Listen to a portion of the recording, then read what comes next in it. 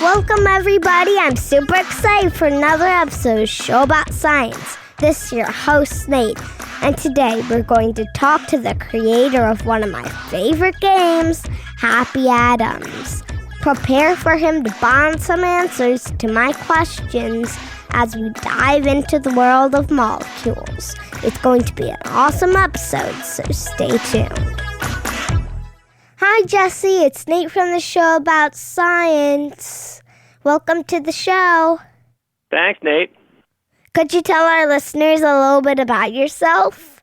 Sure. My name is Jesse Schell. I live in Pittsburgh, Pennsylvania, where I teach at the Carnegie Mellon University Entertainment Technology Center, and I also run a video game development studio called Schell Games.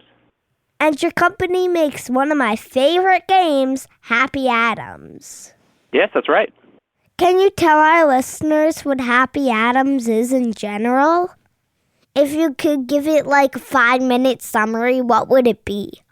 Yeah, if I had to summarize Happy Adams, it's a way that you can easily understand how atoms form into molecules by just holding them in your hands and getting to know them. Not just by snapping them together, but by using the app to learn what different molecules are and what they do. We really wanted to build a connection between the elements on the periodic table, because everybody learns those in school, but then how do those combine in order to make the world around us? That's a thing that isn't taught in school very much. And so the whole idea is you hold the atoms in your hand, snap them together so that you form molecules, point the app at them, take a picture, and then the app can tell you interesting facts about the molecules that you've created. We really wanted it to really fulfill the fantasy of what it might be to be a grown-up chemist who really could understand atoms and molecules. So, I was a keynote speaker at this event. Okay. And when we were going, they shipped me the first Happy Adams kit. And then just yesterday, I got the full kit. 2 days ago. Whoa. Do you like it? Yes. What's your favorite part about it? I think my favorite part is discovering new molecules. I just like when I discover a new one. Ah. I'm like, yes! There's this one molecule that I keep discovering over and over and over. Which one? It's too hard to pronounce because it has like 17 hydrogens, a bunch of oxygens, and like 6 carbons, like something like that. Got it. That's a really long one. Yeah. Speaking of really big molecules, you know how there's 7 billion people in the world? I don't know all of them, but I think that's right, yeah. If everyone in the world had 3 Happy Adams kits, you still wouldn't have enough Happy Adams kits to create one single human chromosome. Because it is, in fact, 37 billion atoms. Nate, you just blew my mind. Actually, it is, in fact, 74 billion atoms. I'm going to take your word on that. I don't know, but I believe you.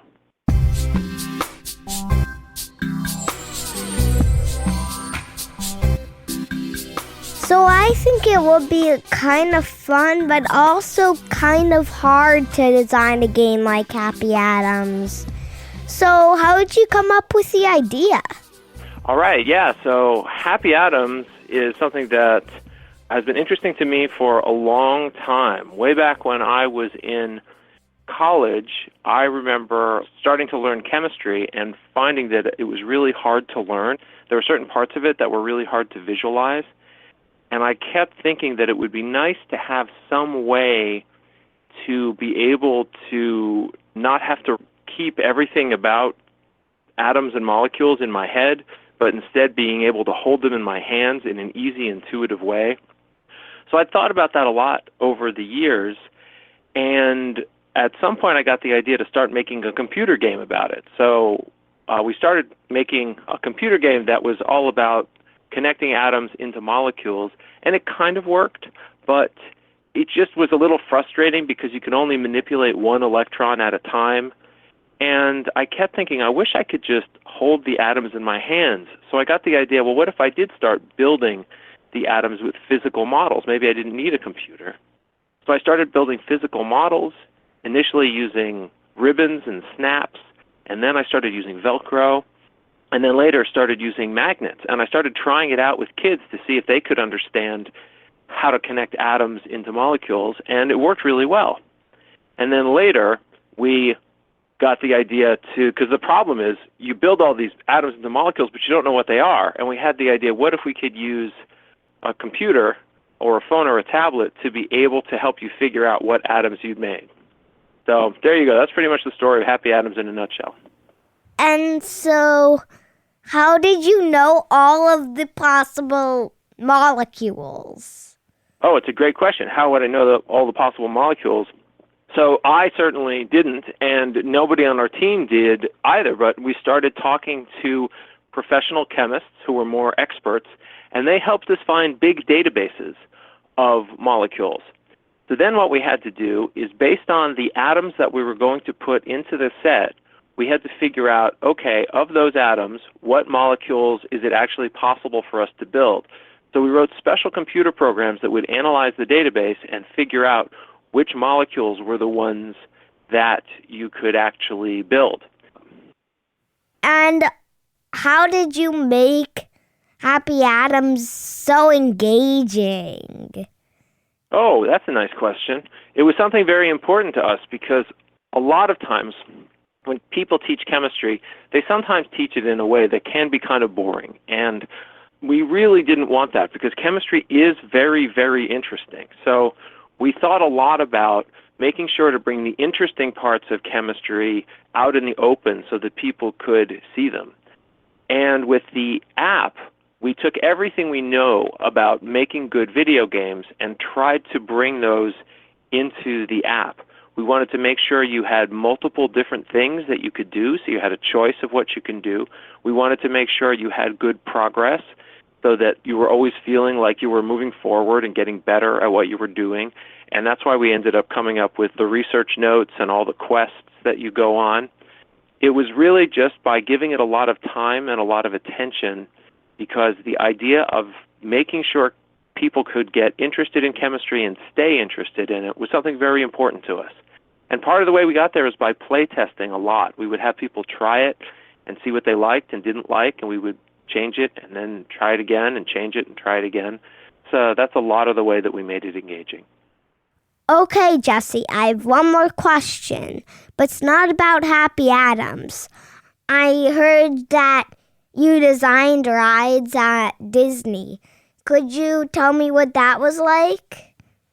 Yeah, I used to work at the Walt Disney Company in a group called Walt Disney Imagineering, and also my company Schell Games has helped Disney out sometimes. It's a wonderful experience. Making new rides and attractions is a very exciting thing because you know that so many people are going to be able to try them and enjoy them. And it's hard because there are so many things you have to think about. You've got to think about the physical parts of the ride, and you have to think all about the software that's going to control it, and the artwork that everyone's going to see, and the music that's going to be in there. And most of all, you have to think about safety, making sure that everybody's going to be safe. So making rides is like solving a million hard problems, but it's exciting because at the end you have a wonderful ride that people can go on. Jesse, it's been so much fun talking to you today. So if people want to learn more about Happy Atoms, where can they go? Yeah, the easy thing for them to do is they can go right to happyatoms.com. There's plenty of information there. It's available at stores. It's available on Amazon. There's lots of places you can get it. Thank you for being on the show. It was super fun. It was good to talk to you. There you have it, folks. The show about science is complete. Music on today's episode was composed by the mysterious Breakmaster Cylinder. Thank you, BMC. And our theme music was composed by Jeff, Teresa, and Dan Brooks. Okay, Dad, you can shut the recording off. For the newest episodes of the show about science, download the Pin app or go to pinna.fm/promo.